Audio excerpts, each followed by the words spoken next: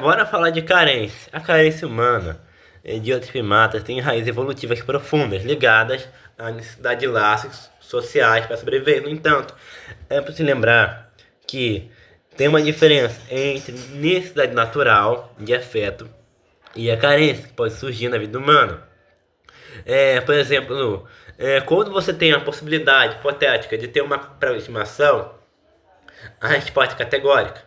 Enfim, é, ter um macaco de estimação é complicado. Enfim, a carência ou a busca por conexão e pertencimento é uma característica fundamental nos primatas, incluindo o ser humano, devido à evolução como seres sociais. Enfim, a, a coesão social era vital para a sobrevivência dos primatas ancestrais. Ver em grupo favorecia a proteção contra o predador, aumentava a chance de sobreviver, de encontrar alimento, possibilitava o cuidado coletivo da prole, enfim.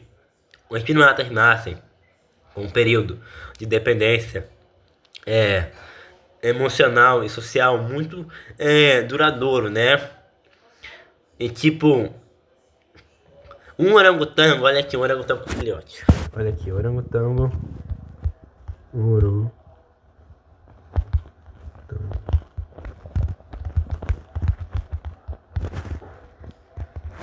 Olha aqui, ó. Esse filhote aqui vai depender muito emocionalmente e socialmente da mãe para se desenvolver, tá? Enfim, a privação desse toque pode levar a traumas físicos e mentais permanentes. O contato suave e o estímulo, né? Você vai ter uma liberação de hormônios como ocitocina, que fortalece os laços sociais e reduz o estresse. A ausência desse toque pode gerar a fome de pele ou carência efetiva, né? Enfim, o que chamamos de carência humana pode ser uma herança passada evolutiva, onde tem uma necessidade, né, de conexão. Enfim, tipo, você tem um macaco prego de estimação, tem que lembrar que o macaco prego é um animal social, tá? Ele precisa socializar. Enfim, ele precisa ali ter ali um contato, né? Eu não aconselho muito ter um macaco prego, e na maioria dos casos é legal e gera sofrimento para o animal rico pro dono. Enfim, macacos pregos são animais silvestres e não podem ser domesticados por completo.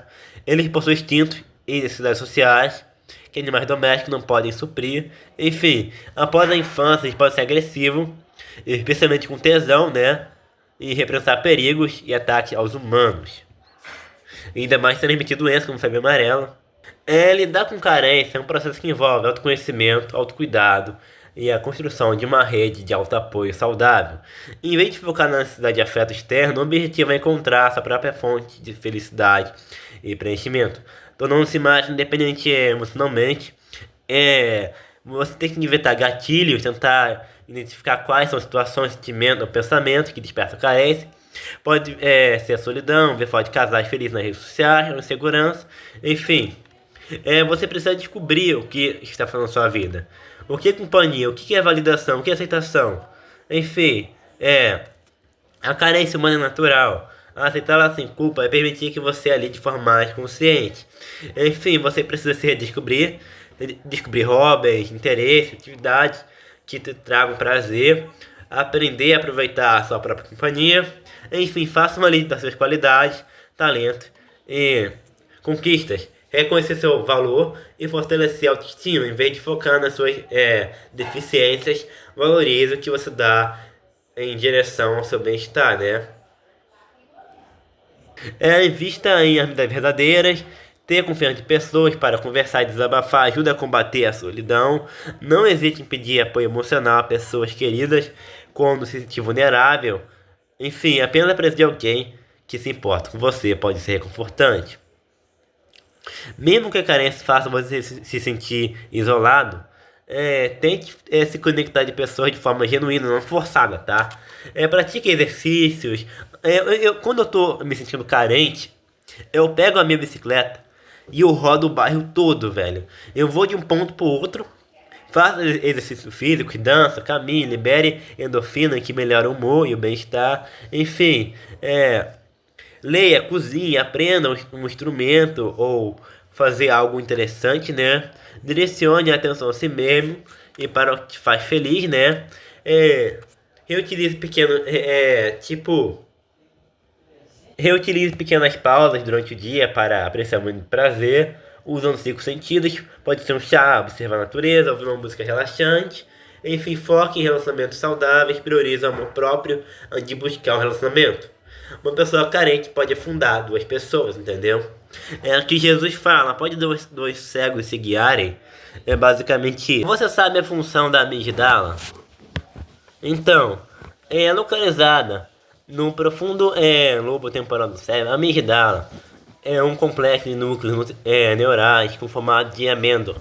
É uma parte central do sistema límbico que controla as emoções e o comportamento, inclusive o medo. Enfim, a amígdala é conhecida por seu papel no processamento do medo. Ela detecta ameaças em potencial no ambiente e envia sinais para o cérebro, que reage com uma resposta de luta ou fuga. É a amígdala que faz você pular assustado, mesmo antes do cérebro processar o que está acontecendo. Enfim, além do medo, né, ela está envolvida em outras emoções, como agressão, o prazer e a ansiedade. Também ajuda a formar memórias com forte carga emocional. Ela é, tipo, é neuroplasticidade, ela tem, né? Ela possui a capacidade de se adaptar e aprender, o que permite que memórias de medo sejam formadas e generalizadas para outras situações. Enfim, e o curioso é que a amígdala também é associado a isso daqui, ó. Pera aí. Caraca, não vou... Também tem essa amígdala aqui, ó. Enfim, também pode se referir a tonsilas, que são estruturas na posterior da garganta. Elas fazem parte do sistema imunológico e agem como uma primeira linha de defesa, impedindo a entrada de vermes pelo nariz e pela boca. Enfim, as tonsilas podem inflamar, uma condição conhecida como amigdalite, que causa dor na garganta e dificuldade para engolir. Enfim.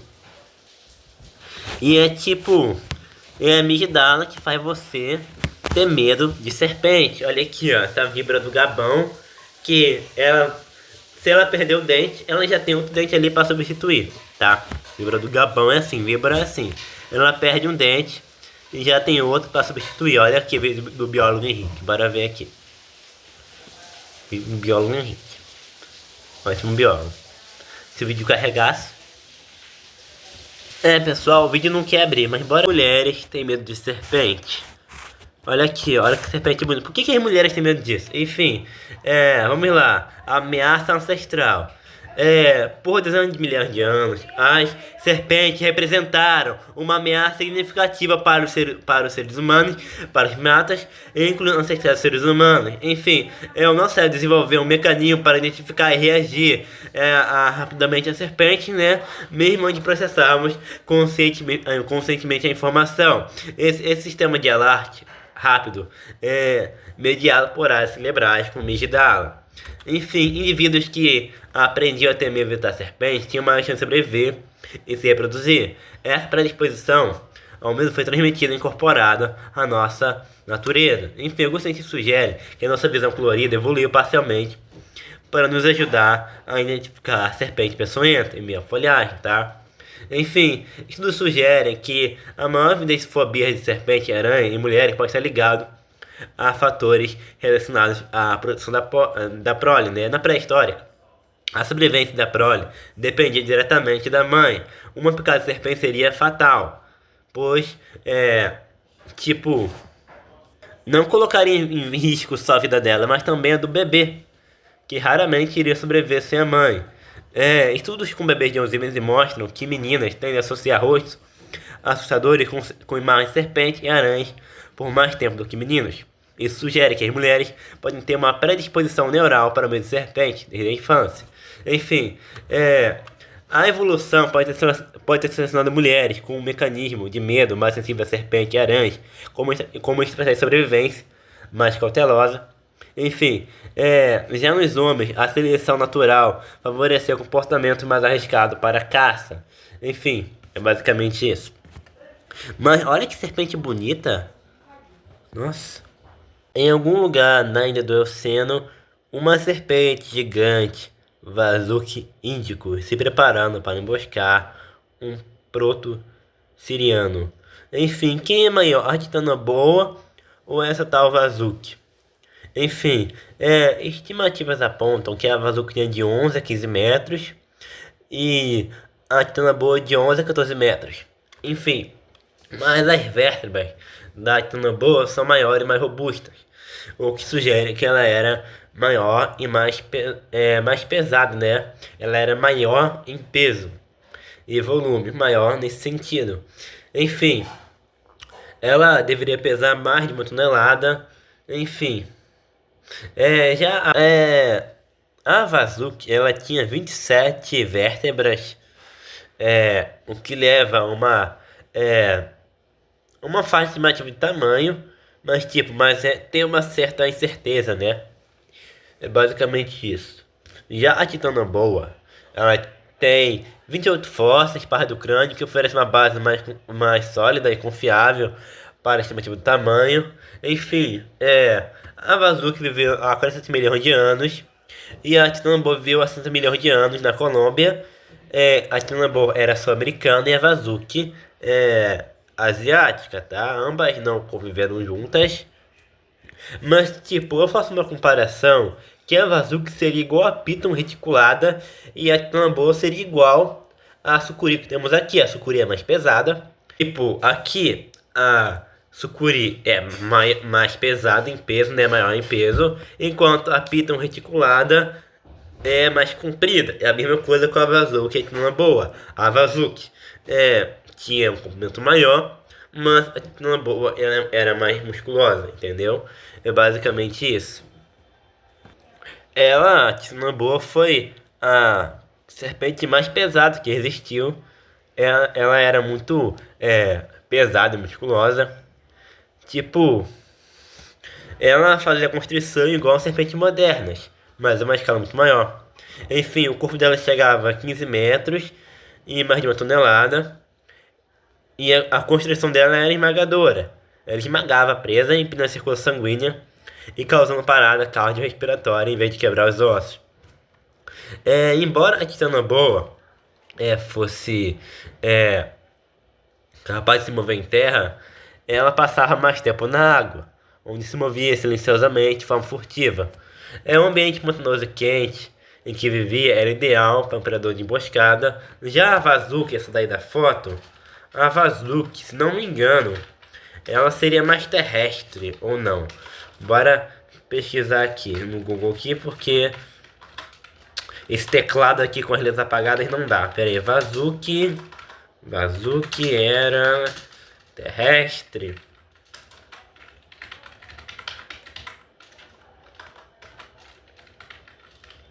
Pronto. Pera aí, Vazuk era terrestre. A Vazuk deveria ser semiaquático terrestre, embora tivesse capacidade de se mover em terra. Enfim, a análise das vértebras sugere um estilo de vida mais semelhante ao de Pisa e anacondas modernas, que habitam pântanos e áreas pantanosas. Enfim, os fósseis da Vazuk foram encontrados na formação na área na Índia, em depósitos que indicam um ambiente pantanoso costeiro. Enfim, era um predador lento, caçava na água nas margens, esperando por presas como crocodilo e pertigantes. Enfim, ela era menos aquática que a Titanoboa, tá? Só pra te falar. A gente sabe algum dinossauro não aviano que seria especializado em carniça. Enfim, tipo, a maioria dos dinossauros carnívoros, como o T-Rex, poderiam ser carniceiros oportunistas, que se alimentam de carcaça, quando surgir a oportunidade. Enfim, tem um debate se o T-Rex era caçador ou carniceiro, isso é um debate antigo, mas a maioria dos paleontólogos apontam que ele era os dois.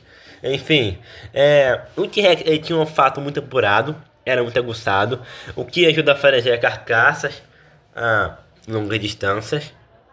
A gente sabe que o T-Rex tinha um bom olfato através do estudo de sua neuroanatomia, que é a estrutura do cérebro. Embora os cérebros não tenham sido fossilizados, os cientistas conseguem analisar a cavidade craniana para deduzir o formato e o tamanho diferente das partes do cérebro. Os bulbos olfativos grandes As tomografias computarizadas do crânio T-Rex revelam a presença de bulbos olfativos muito grandes, que são partes do cérebro responsáveis pelo processamento do olfato.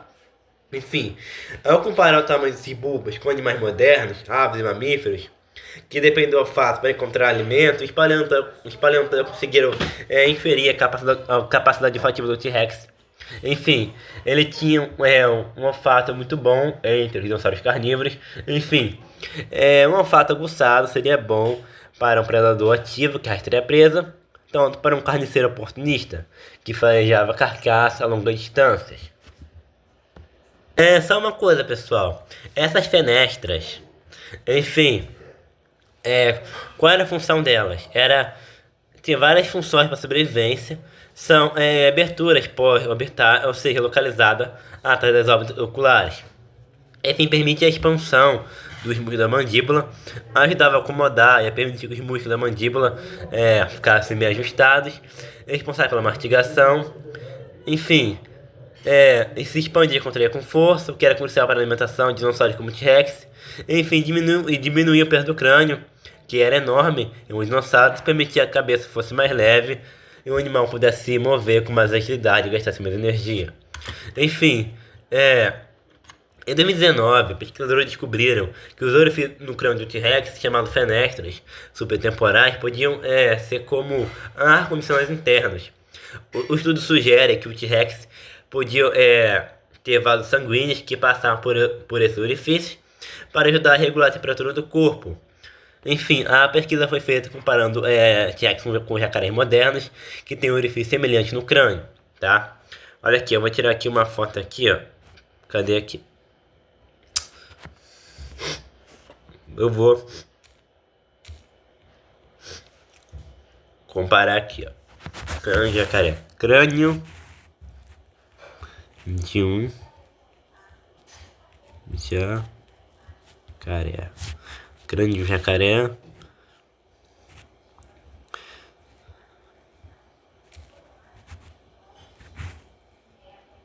Demora pra caramba pra fazer isso.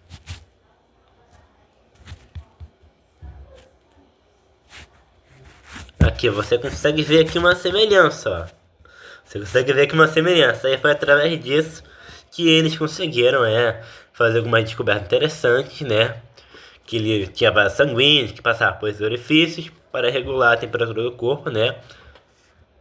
Então você tinha os orifícios nasais para as narinas, as orbitais para os olhos e as fenestras orbitais, que se encontram entre a órbita ocular e a narina da maioria de dinossauros e arcossauros. Grupo que inclui dinossauros, pássaros e crocodilianos, basicamente isso. O alossauro, ele comia presas vivas, tá? Embora ele se alimentasse de carcaça quando tivesse a oportunidade. A sua anatomia e evidências fortes indicam que ele era um predador ativo e feroz que atacava grandes herbívoros do Jurássico. Enfim, a sua estruturagem, a capacidade de correr em velocidades moderadas sugere que ele atacava a surpresa. Embora não saiba com certeza, alguns sugerem que o alossauro caçava pequenos grupos. O sauro ele deveria caçar em pequenos grupos para derrubar presas maiores, como saurópodes. Enfim, evidências marcas de mordida em alossauros, em saurópodes jovens, né, também apoia essa ideia. Enfim, diferente do T-Rex que tinha uma mandíbula esmagadora, o alossauro ele tinha uma mordida mais fraca e usava a cabeça como machado, balançando-a para trás com força para causar ferimentos profundos e dilacerar a carne de suas presas. Dente serrilhado, o alossauro rasgava a carne da vítima e causava sangramento intenso, né? Ele não esperava que a vítima morresse para começar a se alimentar, entendeu? Enfim, olha o tamanho desse crânio.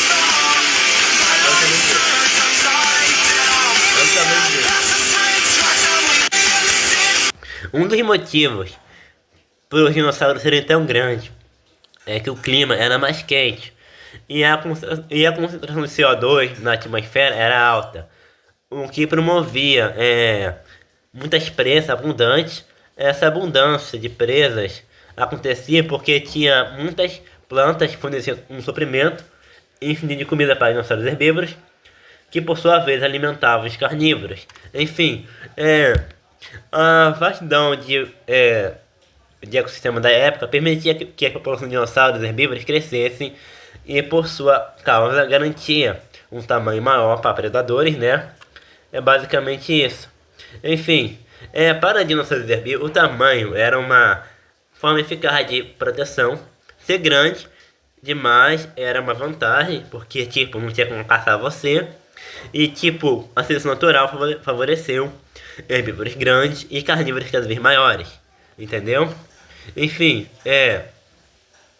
animais maiores tinham mais acesso a recursos e podiam monopolizar fontes de alimento, como árvores altas. Tipo, um saurópode monopolizava as árvores altas. E como consequência, os carnívoros ficavam cada vez maiores para caçar esses herbívoros. É basicamente isso.